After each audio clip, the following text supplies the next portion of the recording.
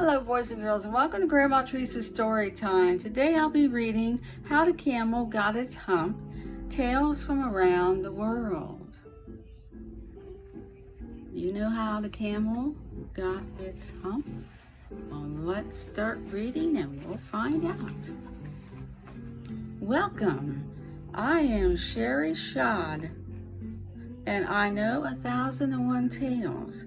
Today I will tell you some camel tales, for the camel is a most amazing animal. Every part of its body is just right for life in the hot, cold, windy, and dry desert.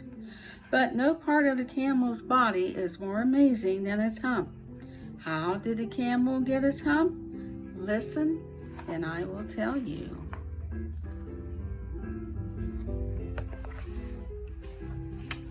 The great storyteller Aesop says the camel was created by the mighty Greek god Zeus. One day, Horus asked Zeus for a longer neck, a broader chest, and a built-in saddle. The next thing Horus knew, why, he'd become a camel. But if you think that would satisfy the camel, you do not know camels.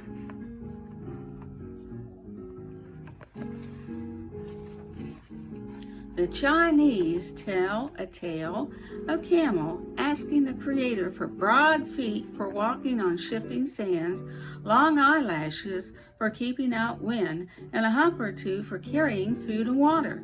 The creator granted all of this, but was the camel happy?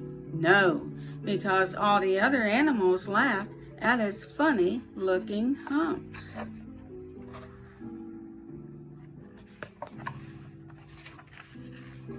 The camel asked to have its homely humps removed, but this could not be done. How can I go on with all the other animals looking down on me? Wailed the camel. You shall look down on them, thundered the creator. From that day on, camels had such a haughty look that no animal ever dared laugh at them again. And camels still have their hairy humps, which come in handy in the desert, as you will learn in my next tale.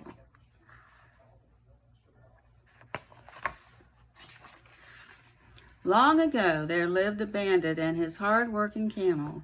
Day and night they rode over the endless shifting sands. They rode in the heat of the day.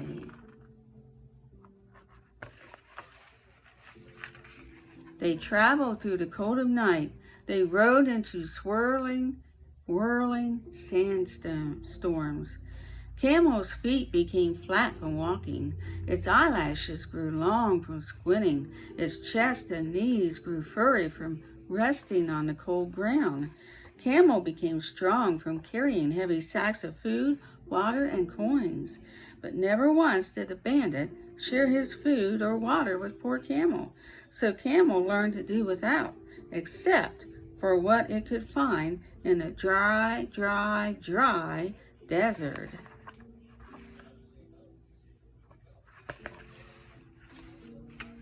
One day, Camel's broad foot bumped a magic lamp that contained a genie. As everyone knows, if you ever find a genie, it will give you 3 wishes. So the bandit snatched the lamp and asked the genie for 50 bags of wealth and 50 years of health. Before he could make his 3rd wish, Camel grunted, "I walked us here. I found the lamp. I want a wish." "Oh, very well," said the genie. "What do you command?" Camel said, "I wish the water I carried was for myself." Instantly, Camel had its hump.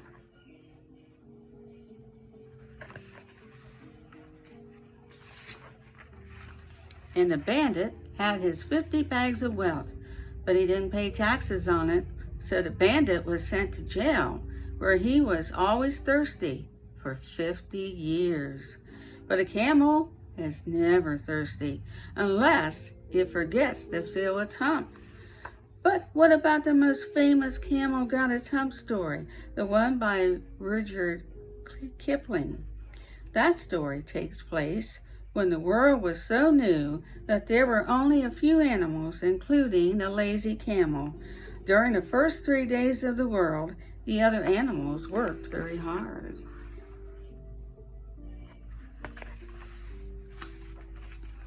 Then Horse asked Camel to trot with him, but Camel said, "Humph." Dog asked Camel to help him fetch and carry, but Camel said, "Humph." Ox asked Camel to help him plow, but Camel said, "Humph." The animals begged the Dinge, or genie, of all deserts to do something about the lazy camel.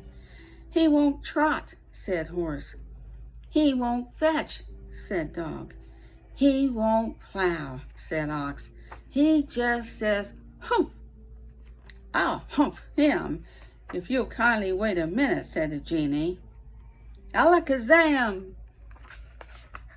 Now let's see what happens to Camel. To the camel, the genie said, "Do you see that? That's your very own hump that you brought on your very own self by not working." "How can I work with a hump on my back?" the camel humped. The genie explained, "You can work 3 times harder because you can live off your hump." And the camel still works 3 times harder because it has never caught up with the 3 days that it missed at the beginning of the world.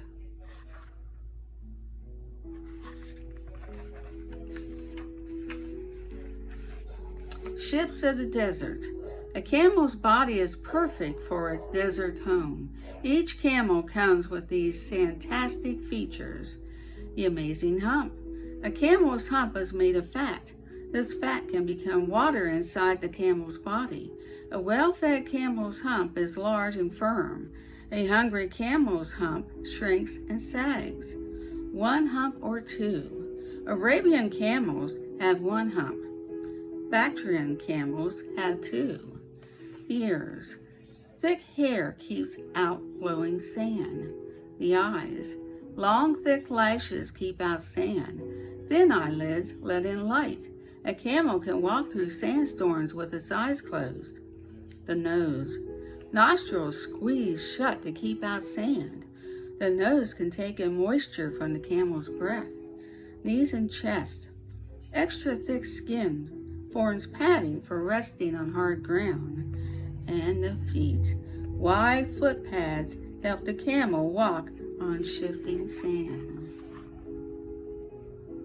So now you know a little bit about the camel. Hump, camel attitude. Camels are hard-working, helpful animals. They can also be smelly, and sometimes they spit on or bite their handlers. Camels often groan when they are being loaded or unloaded, and they are famous for being grouchy. As Rudyard Kipling knew so well, if camels could talk, they would surely say, "Hump." Now you know the rest of the story. Now you know about camels living in a dry, dry, dry desert where it is hot. You know what time it is, boys and girls. It's that time again to say goodbye.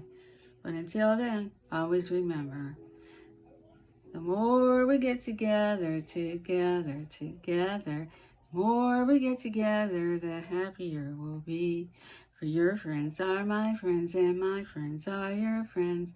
The more we get together, the happier we'll be. And until next time, stay safe. Bye now.